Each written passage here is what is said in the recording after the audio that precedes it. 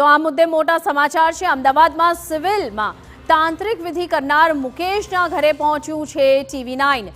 નિકોલમાં આવેલા ઘરે ભૂવો હાજર નહીં। ભૂવો છેલ્લા 1 વર્ષથી વિધિ કરતો હોવાનું આવ્યું છે સામે।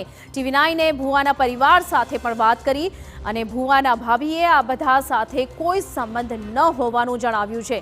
લોકો તેમના પર વિશ્વાસ રાખીને આવે છે તેવું તેમના પરિજનનું કહેવું છે અને દર રવિવારે મોટી સંખ્યામાં લોકો તેમની પાસે આવે છે અને આ પરિજન તરફથી અહીં બચાવ કરવામાં આવ્યો છે। તો આ મોટા સમાચાર સામે આવી રહ્યા છે। મુકેશભાઈ જે પ્રકારની આ વિધિ કરે છે એ વિધિ અહીંયા નીચે જ કરે છે?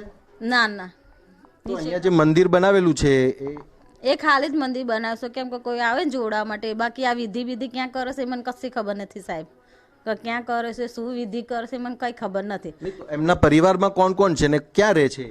એ અહીંયા પાછળનાથ રહેશે, 2 છોકરા છે ને એમની વાઈફ છે બસ। તો એ વિધિ વગેરે પણ ત્યાં જ કરે છે?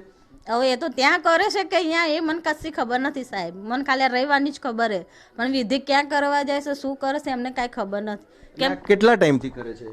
આ તો લગભગ વર્ષ જેવું થવાય, બાકી મને કશી ખબર નથી, ફૂલ ગેરંટી ખબર નથી એમ। પણ આમાં એવું હોય છે કે ધારો કે મતલબ આવું કોઈ વિધિ કરવી કે કોઈ પણ પ્રકારની ભુવાજી એ બન્યા છે તો એની પાછળ કોઈ કહાની કે કંઈ છે ખરું એવું? ના સાહેબ મને કશી ખબર નથી, હું કહું ને આપણે ખબર હતી એટલે મેં તમને જાણ કરી કે રવિવારે આવશે, બાકી એ શું કારણથી કરે છે શું ને મને કશી ખબર